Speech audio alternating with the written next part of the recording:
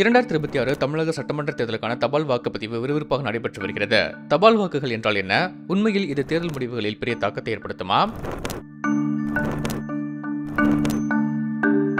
1951 மக்கள் பிரதிநிதித்துவ சட்டத்தின் 60ஆம் பிரிவு குறிப்பிட்ட சில மக்களுக்கு மட்டும் தபால் வாக்குச்சீட்டு மூலம் வாக்களிப்பதற்கான உரிமையை வழங்குகிறது. ஒரு காலத்தில் அரசு ஊழியர்களுக்கு மட்டுமே இருந்த இந்த சலுகை தற்போது தேர்தல் ஆணையத்தால் அங்கீகரிக்கப்பட்ட பத்திரிகையாளர்கள் உள்ளிட்ட முன்கள பணியாளர்களுக்கும் 80 வயதை தாண்டிய மூத்த குடிமக்கள் மற்றும் மாற்றுத்திறனாளிகளுக்கும் வழங்கப்பட்டுள்ளது. தபால் வாக்குகளை செலுத்த தகுதியான வாக்காளர்கள் டொல்டி என்கிற படிவத்தை பூர்த்தி செய்து தேர்தல் அறிவிப்பு வெளியானவுடன் தேர்தல் அதிகாரியிடம் சமர்ப்பிக்க வேண்டும். விண்ணப்பம் அங்கீகரிக்கப்பட்டால் வாக்குச்சீட்டு தபால் மூலம் வீட்டிற்கு அனுப்பி வைக்கப்படும்.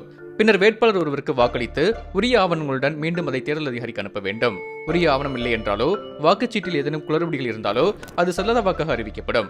டொல்டி படிவத்தை பூர்த்தி செய்த பிறகு ஒருவர் தபால் வாக்கை செலுத்தாமல் இருந்துவிட்டு பிறகு வாக்குச்சாவடிக்கு நேரில் சென்றால் வாக்களிக்க முடியாது. பொதுவாக தபால் வாக்குகள் எண்ணிக்கையில் குறைவாக இருந்தாலும் சொற்ப வாக்குகள் வித்தியாசங்களில் பலத்த போட்டி நிலவும் தொகுதிகளில் இவை முக்கிய பங்கு வகிக்கின்றன. அதே நேரம் நேரடியாக வீடுகளுக்கு சென்று பதியப்படும் வாக்குகளில் பல முறைகேடுகளும் நடப்பதாக அரசியல் கட்சிகள் நீண்ட காலமாகவே குற்றம் சாட்டி வருகின்றன.